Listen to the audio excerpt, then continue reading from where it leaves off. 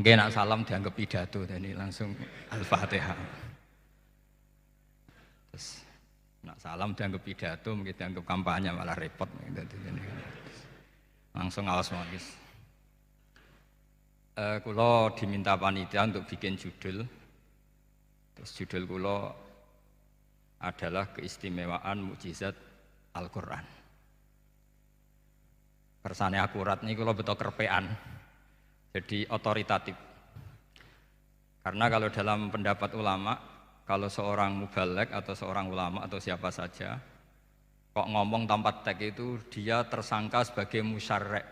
Musyarrek itu menandingi syariatnya Rasulullah SAW.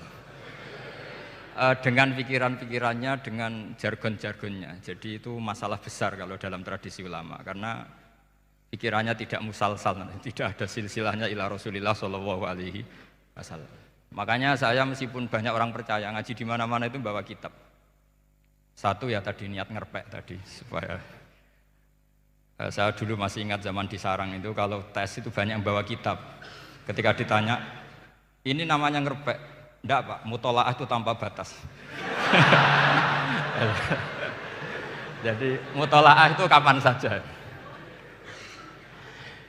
Yang agak kriminal itu kasus ujian nasional.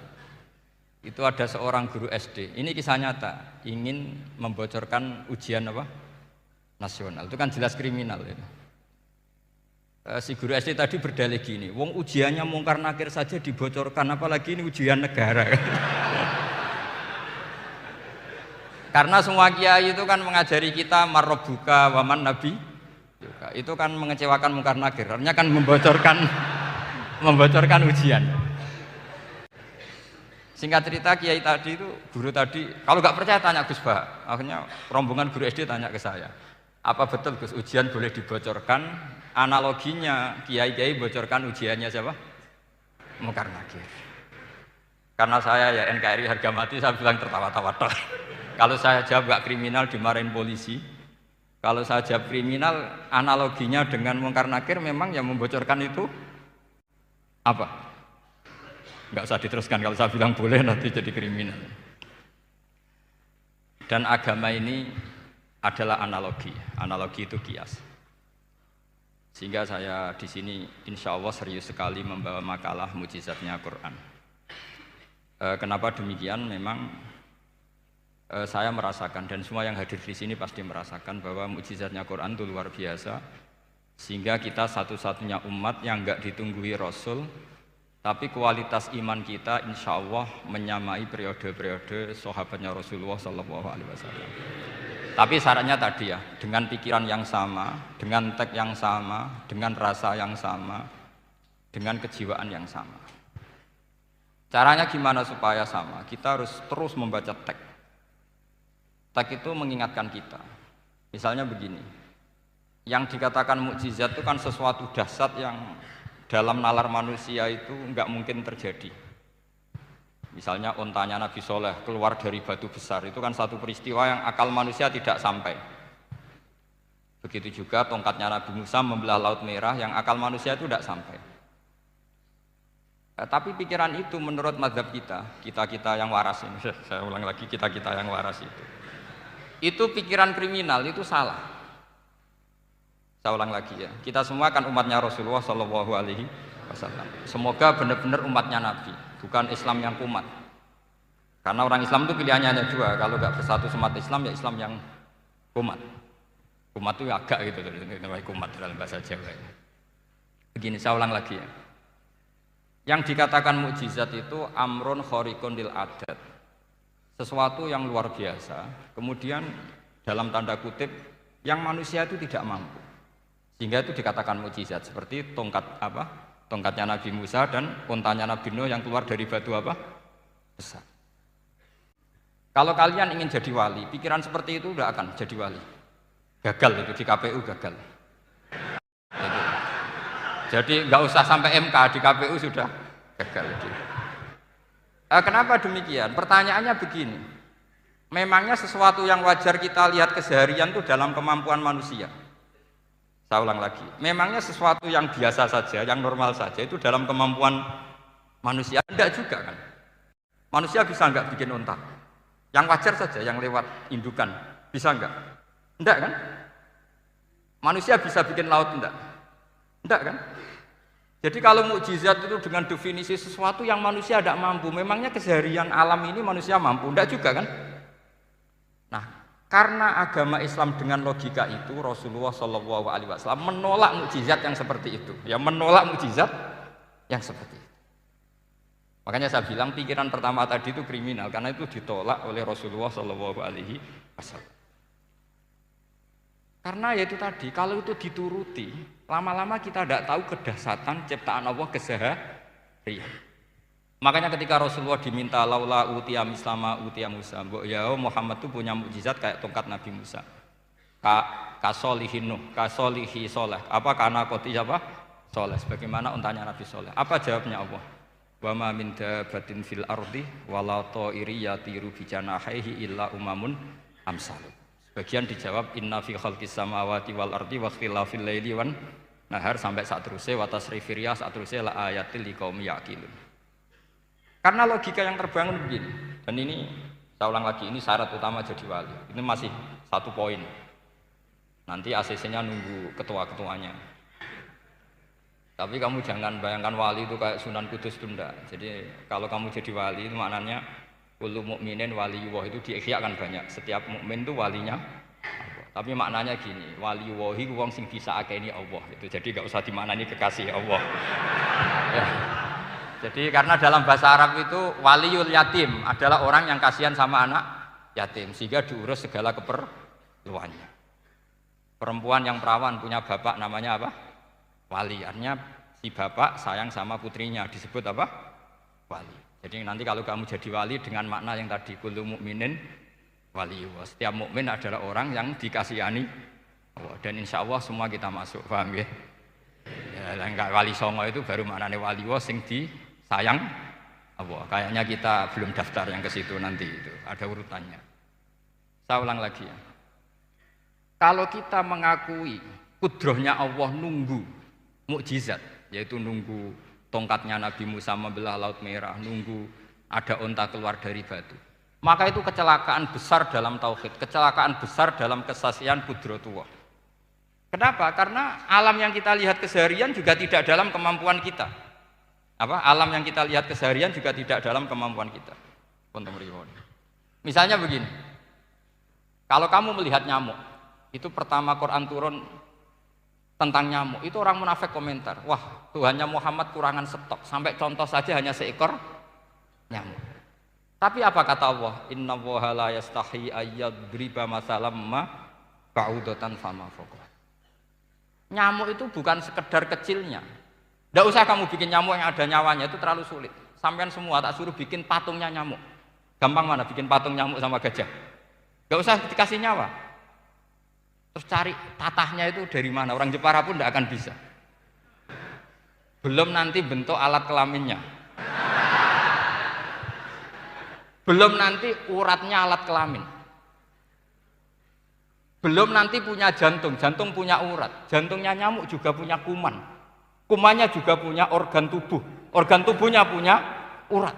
Apa itu tidak lebih dahsyat ketimbang tontonan mukjizat yang diperagakan para nabi-nabi sebelum Rasulullah Shallallahu Alaihi Wasallam? Maka sebetulnya ketika Quran saya katakan mukjizat ila yaumil qiyamah adalah pertunjukan Allah bikin nyamuk. Innallaha la yastahi ayyadriba mathalam ma ba'ud. Itu bagi orang alim percontohan nyamuk itu lebih dahsyat ketimbang percontohan mukjizat Nabi Musa membelah Laut Merah. Juga lebih dahsyat ketimbang pertunjukan Nabi Soleh ketika mengeluarkan unta dari apa? Batu. Dong, jelas nih. Maka umat Rasulullah terutama ulamanya harus ngomong seperti ini terus. Dengan cerita seperti ini maka Quran jauh lebih dahsyat. Makanya mukjizatnya Quran tanpa apa batas. Jelas ya. Makanya kita harus bertobat secara masif mengatakan kedahsyatan adalah nunggu sesuatu yang khariqun lil adat. Bahwa yang kita lihat keseharian adalah semua di luar kemampuan kita. Lah kita ini kan keliru, yaitu tadi, wah onta keluar dari apa? Batu. Laut Merah terbelah, ini dahsyat, manusia tidak akan mampu. Memangnya manusia pernah mampu bikin laut? Memangnya manusia pernah mampu bikin nyamuk? Memangnya manusia pernah mampu bikin telur ayam? Karena keseharian seakan-akan ini tidak ayatnya Allah Ta'ala. Itu kebodohan. Makanya tidak mungkin jadi wali. Yang jenis seperti ini ya kan jadi wali. Sama tenang saja, nanti saya paling nggak sampai 1 jam karena saya tidak biasa ngaji umum. Saya mau itu karena hormati bapak saya, karena buyut saya itu orang Damaran, namanya Mbak Hafsah. Hafsah binti Maksum bin Soleh bin Asnawi Sepuh. Jadi saya ini ya turunan asli orang Kudus. Jadi saya datang tidak dalam rangka hormat jenengan, hormat bapak saya sendiri sebetulnya. Jadi jenengan tidak punya hak adami sama saya, karena saya datang tuh hormat bapak saya. Tapi saya ingin melatih iman yang benar. Saya ulang lagi, saya ingin melatih iman yang benar, karena ini penting. Sehingga Allah cara menjelaskan iman itu aja inna fi khalqis samawati wal ardi. Kamu lihat saja langit dan bumi. Seterusnya sampai waqtilafil laili wan nahar, sampai wal fulkil lati tajri fil bahri, terus sampai wa tasrifir riyah. Ini semua tontonan yang kita lihat semuanya di luar kemampuan kita. Itu tadi contoh paling gampang nyamuk, kayak apa? Apapun profesornya seseorang, apa bisa bikin nyamuk? Tidak usah yang bernyawa, patungnya saja. Coba nyamuk itu punya organ tubuh enggak? Punya. Organnya ada kumannya enggak? Ada. Alat kelaminnya ada bolongannya enggak kira-kira? Ada. Kayak apa sulitnya? Jadi andaikan saya ke umatnya Nabi Musa terus bengkei lah sama Nabi Musa, ini gue Nabi Musa keren punya tongkat, saya akan bilang Rasulullah lebih keren karena punya Quran. Anda di sini makna kenapa mukjizatnya Quran dikatakan afdolul mukjizat, mukjizat paling keren paling hebat, karena menjadikan manusia punya nalar yang lebih objektif. Artinya lebih objektif.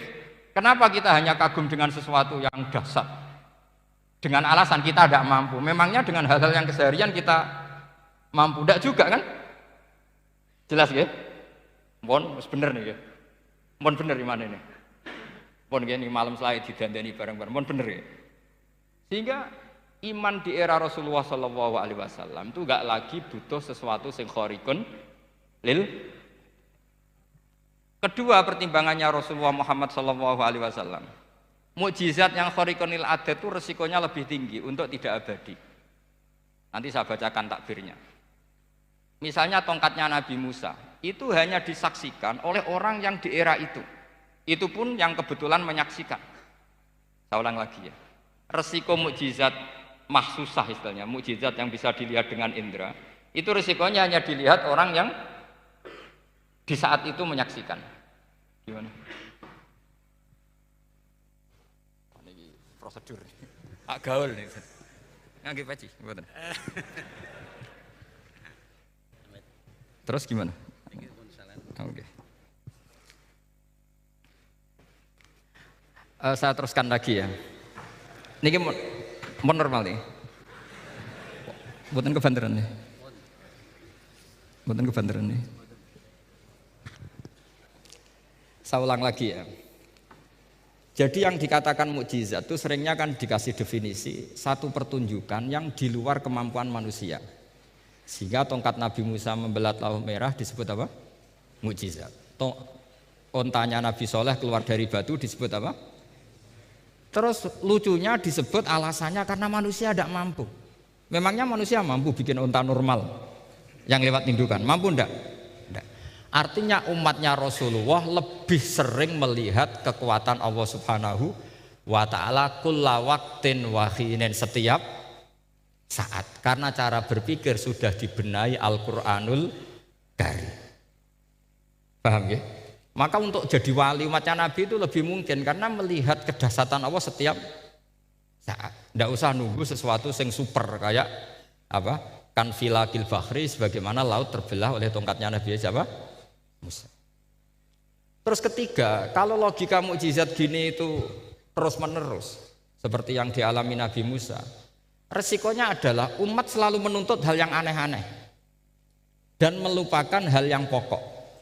Itu lebih bahaya lagi. Misalnya begini contoh gampang. Kita ini hidup di bumi setelah sampean belajar ilmu falak atau astronomi atau belajar geologi. Planet yang sebesar ini apa? Semuanya itu sudah maha dahsyat. Gara-gara kita berpikir butuh kejadian yang aneh. Ya gara-gara ingin kejadian yang aneh, mungkin lama-lama Anda ingin cari model hewan yang kepalanya itu di pantat. Baru percaya kudrahnya Allah. Lama-lama kamu jadi dukun. Seneng ular yang berkepala manusia, itu baru dasar. Nanti menjadi klinik. Makanya kritiknya ulama, mukjizat itu tidak perlu dituruti. Karena kalau dituruti itu bahaya bagi kelangsungan kenormalan kita. Makanya kata Abdul Hamid Khan, termasuk kitab yang saya kagumi, kata beliau begini, yang menjadikan orang kafir adalah dia nganggep kudrohnya Allah Ta'ala itu bergantung sesuatu yang dahsyat. Dia nggak sadar bahwa keseharian dalam hidupnya semuanya pertunjukan kudrohnya Allah Subhanahu wa Ta'ala. Kayak tadi, saya contohkan nyamuk tadi. Inna woha la yastahi ayyadriba masalam ma. Terusannya ba'udotan fama foko. Kayak apa susahnya bikin nyamuk? Sudah kecil, punya alat kelamin, punya organ, punya urat. Lalu dalam tubuhnya juga ada kuman, kumannya juga berorgan. Kebayang nggak Anda bikin seperti itu? Enggak. Dasar mana dengan tongkatnya Nabi Musa? Sama-sama berstatus kita tidak mampu sama sekali. Dasar mana? Sama kan? Nah, itu yang diinginkan Rasulullah Shallallahu Alaihi Wasallam, dan Al-Quran menggiring kita cara berpikir begitu terus. Sehingga Quran cukup menghentikan wa ma min dabbatin fil ardi wala ta'iri yatiru bi janahaihi illa umamun amsalukum. Sebetulnya burung yang setiap hari terbang, yang setiap hari lewat Anda, itu semuanya bukti kekuasaan Allah Subhanahu wa Ta'ala. Tidak usah nunggu kejadian-kejadian super dahsyat. Terus keempat, korbannya para kiai, termasuk saya. Jadi nanti kalau saya tidak bisa haji terbang, wah tidak kiai, tidak bisa terbang. Tidak bisa kayak Harry and Potter misalnya gitu, tidak bisa kayak Harry. Jadi nanti kiai juga dituntut gitu, bisa terbang kayak Aladin. Jadi nanti repot. Semua kebenaran agama bergantung pimpinannya ini punya kedahsyatan-kedahsyatan itu. Akhirnya celakanya apa? Ada orang yang pura-pura dahsyat tapi penipu, kayak kasusnya Dimas Kanjeng. Oh nggih. Mboten apa-apa, sing penting ini lancar mon. Nggih monggo.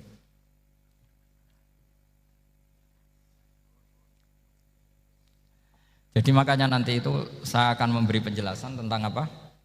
Mukjizatnya Al-Qur'an, kenapa disebut mukjizat paling apa dasar.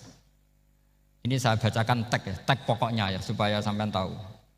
Ini tabarruk sama Imam Bukhari ya. Redaksi yang diriwayatkan Imam Bukhari, qala Nabi sallallahu alaihi wasallam, ini ikut kitab Fadhailil Quran. Ma minal anbiya'i nabiyyun illa u'tiya minal ayat ma misluhu amana alaihil bashar. Wa inna ma kana alladhi utituhu wahyan awhahu wa ilayya fa arju an akuna aktsarahum tabi'an yaumal qiyamah.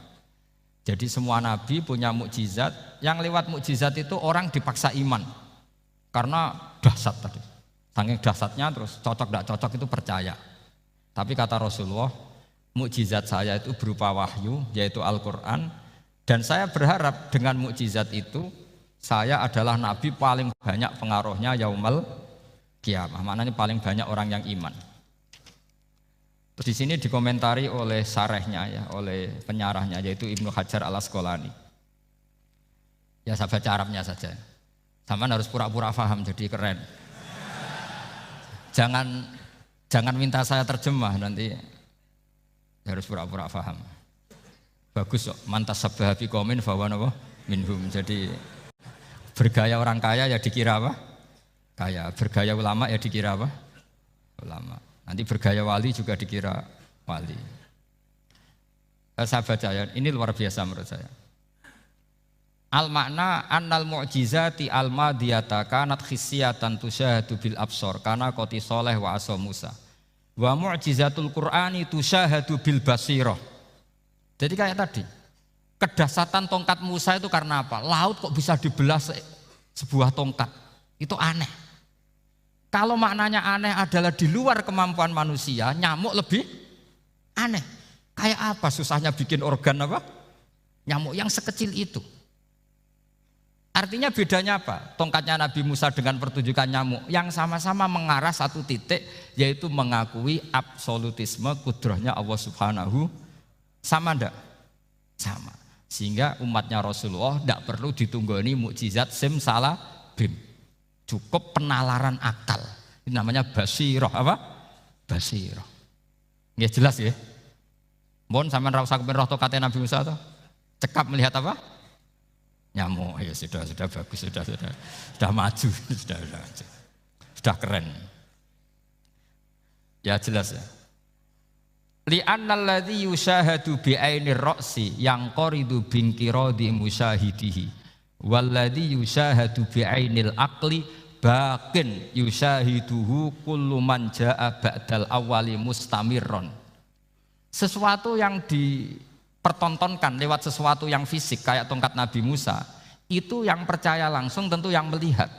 Setelah itu ada yang percaya, ada yang enggak. Bisa saja itu hoax, bisa saja macam-macam. Tentu yang enggak percaya tentu salah, ya kita sepakat. Tapi tetap saja yang enggak menyaksikan itu bisa saja enggak percaya. Paham ya? Tapi logika kedahsyatan nyamuk, siapapun yang punya nalar percaya. Artinya giringan Al-Quran untuk melihat mukjizat itu kedahsyatan Allah bikin nyamuk itu abadi ila yaumil kiamah. Dan siapapun yang waras akan ikrar dan tetap menyaksikan. Karena insya Allah ada nyamuk terus ila yaumil kiamah. Itu kan teman tidur kita, paham? Makanya kamu kompromi dengan nyamuk. Sekali-kali jangan dicablek. Ini ayatnya Allah. Ya bila perlu dicium, dilus-lus itu. Karena saya yakin yang hadir di sini andekan melihat tongkatnya Nabi Musa kira-kira dilus-lus enggak? Kira-kira? Andekan loh, kamu punya kesempatan melihat tongkatnya Nabi Musa, gimana? Dilus-lus, dikai mori, dikai kembang 7 taman, kan gitu. Tapi kenapa nyamuk enggak kamu begitukan? Toh sama-sama ini ayatnya Allah yang luar biasa. Makanya ini ngaji di sini saya ulang lagi, sama ndak perlu merasa punya hak adami sama saya, karena saya memang buyut saya kandung itu orang Damaran, namanya Mbah Hafsah. Hafsah itu binti Maksum bin Soleh bin Asnawi Sepuh. Jadi saya ini termasuk turunan beliau yang keluar dari Kudus di Rembang. Karena mbah saya kandung itu sepupunya Mbah Sahal, ya sama Mbah Sahal ibunya Badiah. Badiah ya putrinya Mbah Hafsah ini. Kalau ibu saya namanya Sofiyah ya putrinya Mbah Hafsah ini. Jadi kenapa saya cerita ini ya memang Quran sudah terang-terangan ngendikan dzurriyatam ba'duhan apa mimba. Jadi kekuatan dzurriyah itu luar biasa. Jadi kita menjaga harkat dan martabat para leluhur supaya ilmu ini terjaga. Jangan marisi gayane tok, bae alim terus putune pedita-pediti gak alim terus gak keren, menurut saya itu malu itu. Jadi marisi itu ya kalau putunya orang alim ya alimnya, jangan marisi mulyane. Ora alim terus mulya tok gelem dicucup itu gak keren menurut saya. Niru alimnya dulu baru sama-sama dicucup itu baru betul, Pak. Jadi ada aturannya. Saya teruskan. Sehingga Quran kalau menggiring mukjizat, ketika Rasulullah SAW dituntut kafir Mekah, kita tahu kan mereka nuntut apa misalnya? Lan nu'mina laka hatta tafjura lana minal ardi napa yam bu'a au takuna laka jannatum min nakhili wa inabin fatufajjiral anhara khilalaha napa tafsira au tusqitas sama kama zamta alaina kisafan au ta'tiya billahi wal malaikati qabila au yakuna laka baitum min zuhrufin au tarqa sama. Masih mereka bilang gini, walan nu'mina liruqiyika hatta tunzila alaina kitaban naqra'u. Mereka nuntut tuh, Muhammad saya percaya kamu Rasul, tapi syaratnya Mekah yang tandus sulap jadi kota yang subur makmur, menjadi jannat subur makmur. Atau begini saja Muhammad, kalau kamu gelo sama saya mangkel karena kita ada iman, turunkan saja azab. Kisafam minas sama, turunkan saja azab. Atau begini Muhammad, kamu kan bilang utusan Allah, kamu datang saja bersama Allah digandeng gitu. Digandeng terus sama Allah diangkat tangan kamu, dimaklumatkan kalau kamu Rasulnya. Au ta'tiya billahi wal malaikati qabila. Karena mereka dengan logika yang salah.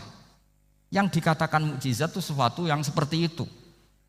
Artinya kalau kamu berpikir mukjizat yang seperti itu, berarti Anda turunan kafir Quraisy. Anda turunan apa? Kafir Quraisy. Maka enggak boleh berpikir mukjizat seperti itu. Nyatanya Allah cukup menjawab dengan ayat wa ma min dabatin fil ardi wala ta'iri yatiru bi janahihi illa umamun amsalukum. Dijawab lagi inna fi khalqis samawati wal ardi wa ikhtilafil laili wan nahar wal fulkil lati tajri fil bahr sak teruse la ayatil liqaumi yakin. Semudah itu kita iman kedahsyatan kudrahnya Allah. Cukup melihat kerbau. Kok bisa ya jaga populasinya? Padahal tidak pernah dia seminar cara jaga populasi. Nyatanya tetap terjaga. Tanpa lamaran ya bisa jaga keturunannya. Tanpa sesar ya anaknya lancar. Tanpa sesar kan? Artinya mereka bisa. Karena di sini ada kudratullah. Ada apa? Ada kudratullah. Nah, kalau iman seperti itu, Anda baru betul. Yaitu yang disebut Allah, ya tanazzalul amru bainahunna lita'lamu annallaha ala kulli syai'in qadir wa annallaha qad ahata bi kulli syai'in ilma. Semua urusan di alam raya ini hanya Allah ingin mempertontonkan bahwa saya kuasa. Jadi tidak perlu nunggu yang aneh-aneh. Sehingga andaikan saya ketemu Nabi Musa dan ketemu Rasulullah Muhammad SAW, pasti saya milih Nabi Muhammad sebagai ketua. Karena Nabi Muhammad yang bikin sarana iman dengan sarana yang seluas-luasnya, dan sarana ini tidak habis dan ada di mana saja, yaitu sarana ikrar bahwa Allah kudroh dan kudrohnya tanpa batas. Nabi bikin sarana apa saja, melihat langit, bumi, lautan, nyamuk, hewan, semuanya sarana untuk ikrar kudrohnya Allah Subhanahu wa ta'ala. Sementara Nabi Musa mempertontonkan hanya nunggu mukjizat sing khariqun lil adat. Paham ya? Makanya wajar kalau Nabi bergelar Afdholul Anbiya Sayyidul Awwalin wal Akhirin. Karena memang lebih efektif cara menggiring supaya orang iman. Sekarang sudah tahu kenapa Nabi jadi Sayyidul Awwalin wal Akhirin? Sudah ya? Mungkin kemarin tahu tapi gak tahu logikanya. Pokok iman.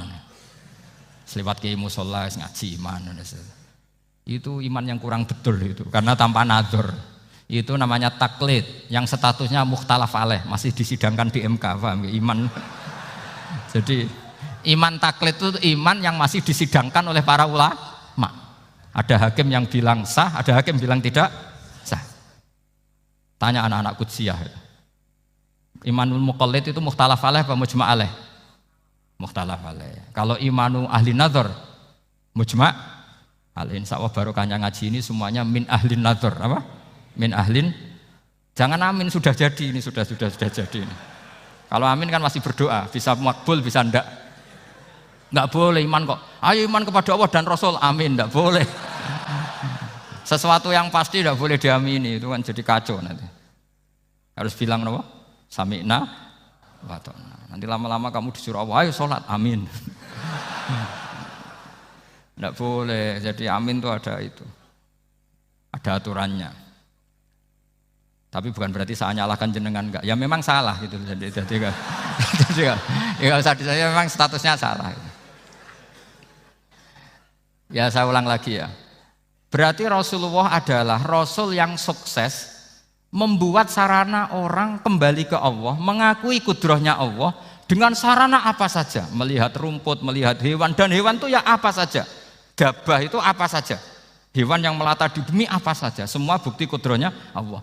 Bahkan Rasulullah sukses membiarkan umatnya enggak ditunggui beliau tetap iman. Mergo ditunggui konsep sing super ngene kok Al-Qur'anul Karim. Jelas ya? Tapi caranya memahami ya seperti yang saya terangkan ini. Ya saya baca lagi ya yang jadi annal mu'jizati, pakai jama' mu'annas salim, annal mu'jizati al-madiyata, mukjizat-mukjizat yang sudah kelewat itu kanat khisiatan, bersifat fisik, tusyahadu bil absor, hanya bisa dilihat dengan mata kepala, karena qoti soleh wa aso Musa, wa mu'jizatul Qur'ani tusyahadu bil basirah, sementara mukjizatnya Quran disaksikan dengan mata hati, dan setiap orang punya mata hati. Fayakunu man yattabi'uhu li ajliha aksar. Li annal ladzi yusyahadu bi ainir ra'si yang qaridu bin qiradi musyahidihi. Walladzi yusyahadu bi ainil aqli baqin yusyahiduhu kullu man jaa badal awal mustamirron. Sesuatu yang dilihat dengan mata kepala, setelah para saksi ini meninggal, maka setelahnya mencari-cari, bisa percaya bisa Enggak. Tapi mukjizat yang disaksikan mata hati, siapapun percaya dan sampai ila yaumil kiamah. Dan tentu Quran lebih unggul dalam hal ini. Dan insya Allah kita semua adalah ahli Quran. Yaitu harus punya kesimpulan falamma tabayyana lahu qala a'lamu annallaha ala kulli syai'in qadir. Sebagian ayat wa li ta'lamu annallaha ala kulli syai'in qadir wa annallaha qad ahata bi kulli syai'in ilma. Itu kenapa mukjizat Al-Qur'an dasar. Itu yang gampang-gampang ya, melihat nyamuk, unta, kerbau itu yang gampang. Anda tak naikkan kelas sedikit menjadi agak ilmiah. Misalnya begini, kamu ahli falak. Misalnya kayak Batu Rehan ya. Itu pasti tahu kalau matahari dan rembulan dibikin Allah itu asyamsu wal qamaru bihusban. Bahwa matahari dan rembulan dibikin ini untuk hisab. Walladzi ja'ala syamsa diya'a wal qamara nura wa qaddarahu manazila li ta'lamu 'adadas sinina wal hisab.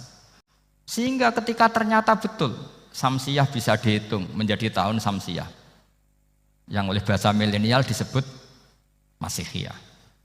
Sayyidina Umar agak tersinggung. Sebetulnya yang namanya hisab itu tidak ada hubungannya dengan Masehi dan Hijriyah, itu tidak ada. Semua berdasar matahari atau apa? Rembulan. Lah sialnya yang Samsiyah ini oleh bahasa internasional disebut apa? Masihiyah. Makanya Sayyidina Umar marah terus bilang ya sudah kalau gitu Qamariyah bikin apa? Hijriyah. Jadi itu sebenarnya nama politik. Sebetulnya kalau objektif yang jadi ukuran ya Samsiyah sama Qamariyah. Berhubung ini sudah diambil tetangga, partai sebelah, akhirnya ya kira-kira gitu. Jadi kira-kira seperti itu. Akhirnya kita namanya apa? Hijriyah, apa Samsiyah sama apa? Hijriyah. Sebetulnya yang asli ya Samsiyah, Qamariyah. Tapi nggak apa-apa lah. Dunia itu mesti ada politiknya.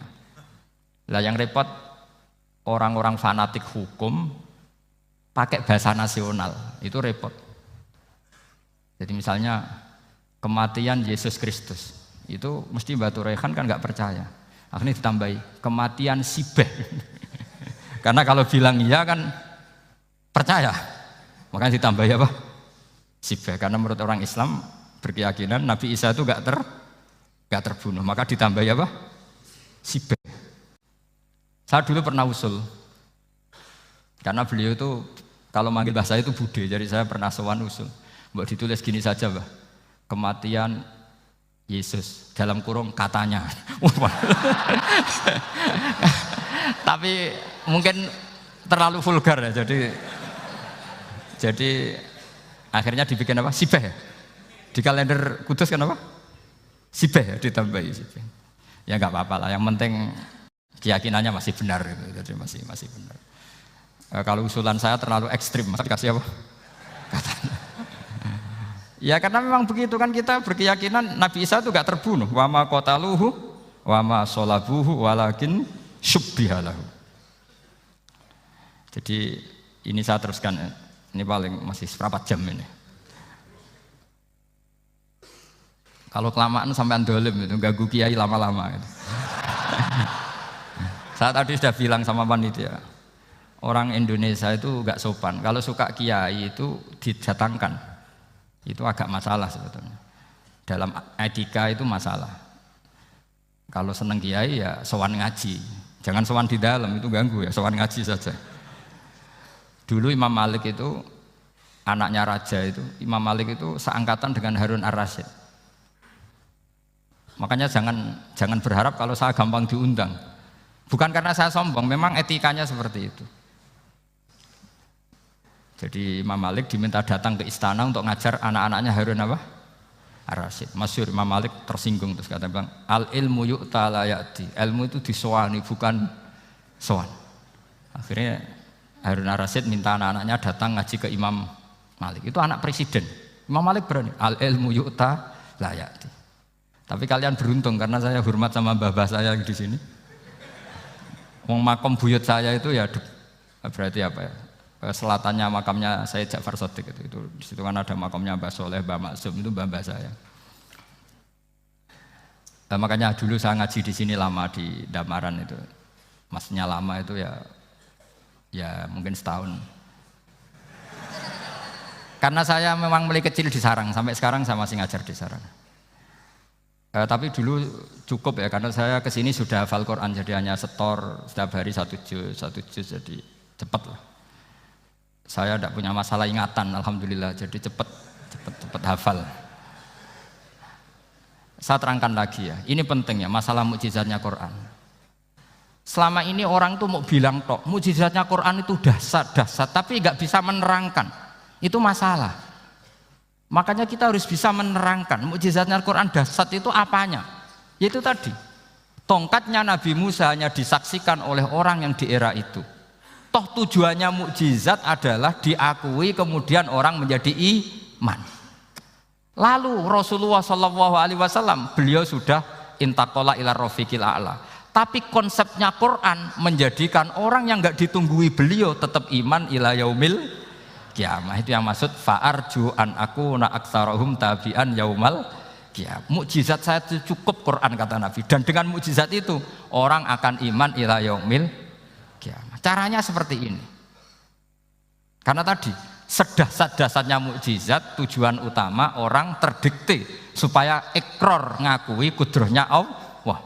Lah ngono kok ngenteni tongkat sakti lah opo? Cukup deloknya mau. Paham nggih? Jelas ya? Alhamdulillah mau naik kelas ini sudah benar ini sudah benar. Terus kedua begini, kedahsyatan Quran lagi.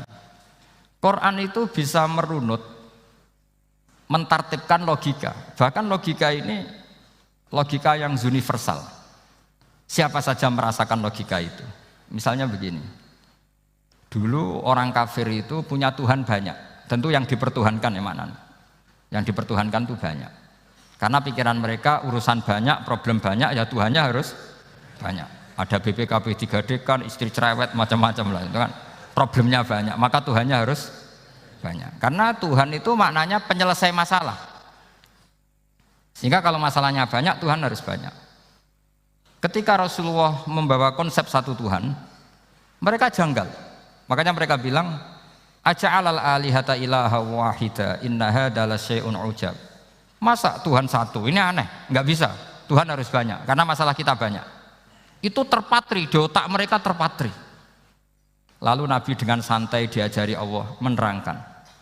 Andaikan kalian punya majikan banyak dan perintahnya beda-beda, kamu suka enggak? Ya enggak suka, Mat, enggak enak. Punya majikan banyak itu udah enak. Milih mana majikan banyak sama satu? Satu aja, Mat.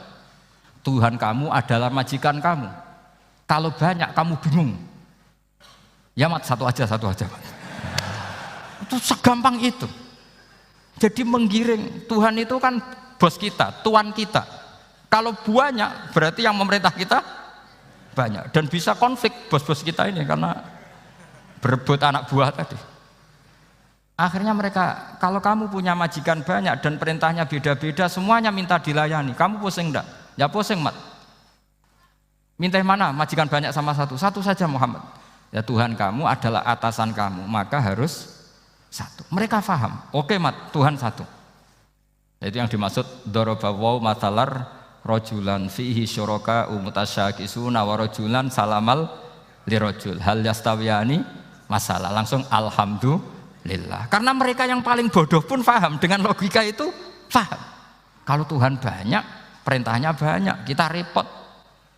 Maka Allah bikin satu masalan, yaitu rojulan fihi syuraka umutasyakisuna wa rojulan salamal dirojul. Satu lelaki, satu bos, satu perintah. Kayak apa mudahnya Allah. Kemudian mereka tetap menuhankan Lata, Hubal dan Uzza. Karena mereka dipertuhankan. Sebenarnya enggak pernah Tuhan tapi dipertuhankan.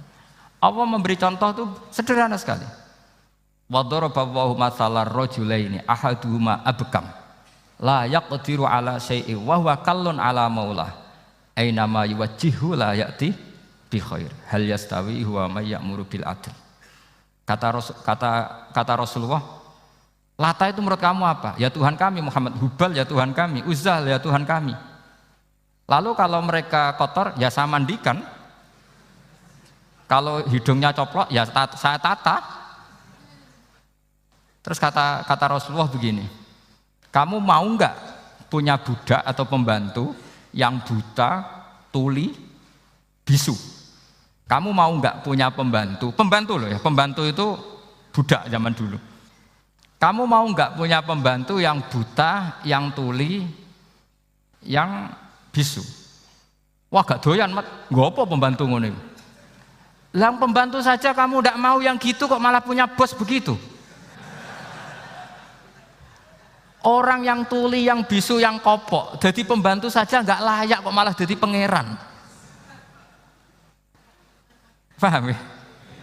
Arca dan berhala itu kan nggak bisa apa-apa. Kamu mau gaji ngasih THR pembantu yang kopok, bisu, picek, mau? Wong jadi pembantu saja nggak sah kok mau jadi apa? Tuhan atau jadi majikan. Jadi Allah bikin contoh gampang sekali. Wadharaba masalah rajulaini ahaduma abkam la yaqdiru ala shay'in. Enggak bisa apa saja. Wa wakallun amala maulah anane ngrepoti tok. Ainama yuwajjihu la yati bi khair. Mudah sekali. Akhirnya mereka berbondong-bondong iman karena logikanya ditata oleh logika Al-Qur'an. Makanya agama ini sebenarnya enggak pernah datang dengan kekerasan, itu enggak pernah. Bil hujjah, dengan argumentasi. Itu disebut qul falillahil hujjatul balighah. Nah sekarang orang rapati soal argumentasi, senengannya neror. Nah, itu rapati ngaji. Sebenarnya agama ini mudah. Ad-dinu yusrun, agama ini mudah, logikanya gampang. Untuk tidak menuhankan Yesus atau Isa, Quran juga datang dengan penjelasan yang enggak jelimet, yang gampang saja. Kata Allah, mal masihu ibnu maryam illa rasul qad khalas min qablihir rusul wa ummuhu siddiqah kana yakulanit. Kok arani pangeran piye? Nek mangan ya lesu. Kamu kebayang enggak misalnya punya Tuhan terus mbok gratisi pas marung. Terus kamu bangga, alhamdulillah tadi habis ngratisi Tuhan. Tadi kelihatannya kelaparan, tak gratisi, senangnya bukan main. Kamu mau punya Tuhan yang seperti itu? Mau? Enggak mau kan? Allah menjelaskan kana yakulanit. Kuduyan sego, artinya nak orang mangan yo lemes. Pas kamu minta ternyata Tuhannya baru lemes. Jadi Quran itu tidak sinis enggak, tapi menggiring logika bahwa ini tidak mungkin Tuhan. Wong kana yakulanit. Gampang kan? Itu gampang. Gampang sekali, logika Quran itu gampang sekali. Dan masalahnya kita sekarang tidak mengkaji Quran yang sisi ini. Ya termasuk kritik kita ya, tapi ya sudahlah, ini dunia ya macam-macam. Ono sing ngaramno lomba, ono sing mendukung lomba, macam-macam. Saya tidak dalam posisi mendukung dan menolak. Saya 0-0, jadi tidak ke kanan tidak ke kiri dalam konteks tadi. Karena ya sudahlah, itu sudah takdir, semuanya takdir. Ada yang setuju lomba, ada yang mengharamkan apa?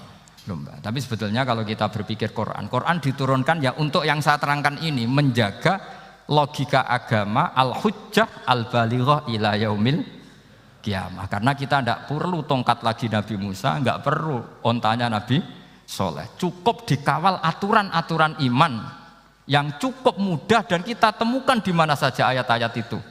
Yaitu wa ma min dabatin fil ardi wala ta'iri yatiru bi janahihi illa umamun amsalukum, atau inna fi khalqis samawati wal ardi, dan seterusnya. Nah, cara berpikir gimana Gus? Gampang tadi. Kalau tongkat Nabi Musa membelah laut adalah hal yang kita tidak mampu, memangnya kita mampu bikin langit bumi? Tidak mampu kan? Berarti ini sudah cukup menjadi ayat kekuasaannya Allah. Jelas kan? Maka mukjizat Quran ini mengawal umatnya Rasulullah SAW ila yaumil kiamat dengan logika seperti itu. Saya ulang lagi, dengan logika seperti itu. Maka ulama enggak boleh berhenti seperti saya ngomong terus seperti ini. Makanya ngendikane Allah, lam yakunil ladzina kafaru min ahlil kitabi wal musyrikina munfakkina hatta ta'tiyahumul bayyinah. Bayyinah itu apa? Rasulun minallah yatslu suhufam mutahhar. Orang kafir semuanya, kata Allah, baik berkategori kafir musyrik maupun kafir ahli kitab, itu tidak akan tercerabut dari akar kesalahan mereka, dari cara berpikir mereka, hatta ta'tiyahumul bayyinah, sehingga datang satu kejelasan yang jelas welo-welo. Itu apa? Rasulun minallah yatslu suhufam mutahhar, yaitu rasulnya Allah yang membaca sahifah-sahifah suci, Maknane Al-Qur'an. Untuk menafikan ketuhanan berhala, ketuhanan Yesus, kita cukup dengan konsep Quran. Kayak tadi kana yakulanit, termasuk untuk menafikan Tuhan balita, paham ya? Tuhan apa? Fir'aun. Ini contoh terakhir, sampean siap-siap saja selesai. Karena saya memang mau selesai ini, bukan guyon, memang mau selesai. Karena menurut saya mukjizatnya Quran itu jelas. Jadi diterangkan seperempat jam ya jelas, 10 menit ya jelas. Kalau kamu butuh lama, berarti kamu menyangsikan kejelasan Al-Quran. Dan itu kriminal besar itu. Kalau nggak boleh dibahasakan murtad besar ya kriminal apa besar. Nggak guyon, betul itu. Saya tadi mau nyontohkan apa tadi? Tuhan balita ya. Fir'aun itu berdebat sama Nabi Musa. Singkat debat begini. Kalau nggak salah di juz 19, kalau nggak salah di surat Syu'ara. Dicari sendirilah. Pertama ditanya gini, Musa kamu kesini ada apa? Ya bawa konsep Tuhan. Yang jelas itu tidak kamu. Ya. Lalu Tuhan kamu siapa? Rabbus samawati wal ardi, yang menuhani langit dan bumi. Si Fir'aun masih berkelit. Begini, soal yang di bumi, saya jalan-jalan kemana-mana setahu saya yang jadi Tuhan saya. Ma'alim tulakum min ilahin apa? Ghairi, di mana-mana yang dituhankan saya. Soal kemungkinan di langit begini, tunggu saya. Terus di Haman dipanggil. Ya Haman ibn li sarhal ali abluhul asbab as-samawati fa'attali'a ila ilahi Musa. Haman, bikinkan saya piramida yang tinggi. Saya mau lihat Tuhannya Musa, apa betul ada? Padahal andaikan terjadi piramida kan Tuhan pun nggak bisa dilihat. Wong sampean yang wali saja tidak bisa melihat.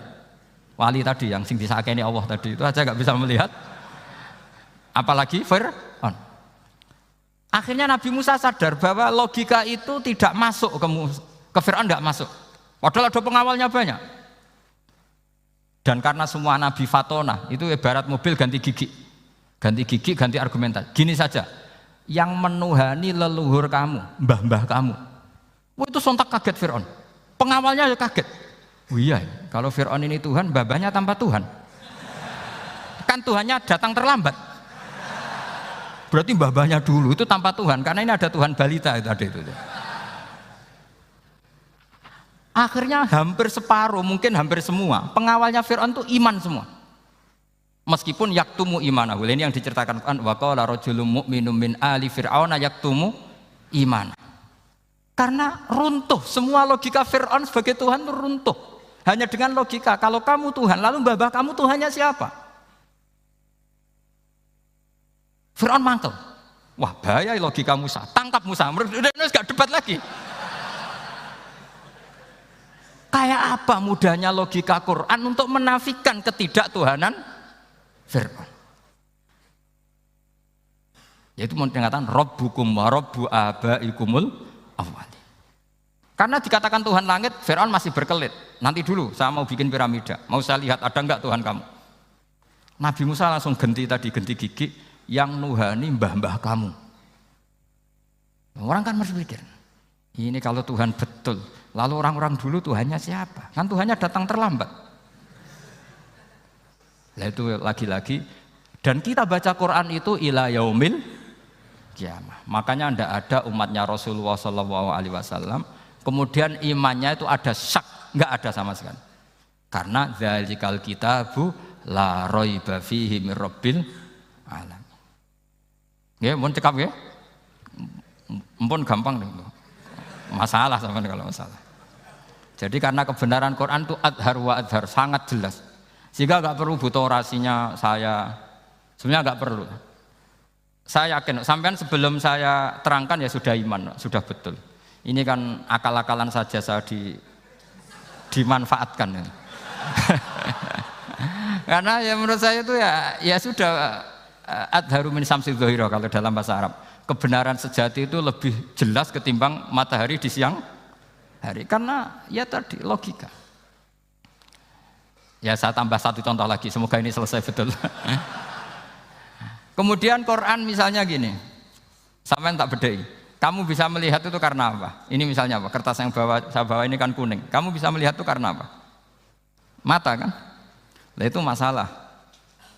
Karena melihat kamu dengan mata, sekali ini tak tutupi, kamu tidak tahu. Atau kamu jauh menjadi tidak tahu. Karena mata bisa terhalangi oleh jauh atau tertutupi. Beda dengan Allah. Allah itu kalau merumuskan tahu itu bukan karena melihat, karena menciptakan. Makanya Allah bilang ala ya'lamu man khalaqa. Apakah tidak tahu orang yang membuat? Misalnya ini, kertas ini kuning. Sama saya tak tutup begini. Kemudian kitab ini tak tinggal, saya datang ke Jakarta. Saya tetap tahu enggak kalau dalam ini ada kertas kuning? Tahu, karena saya yang menciptakan. Paham ya? Kamu bangun satu bangunan, di dalamnya ada besi ukuran sekian. Di situ kamu menyimpan emas 0,5 kilo. Setelah kamu pergi kemana-mana masih tahu enggak?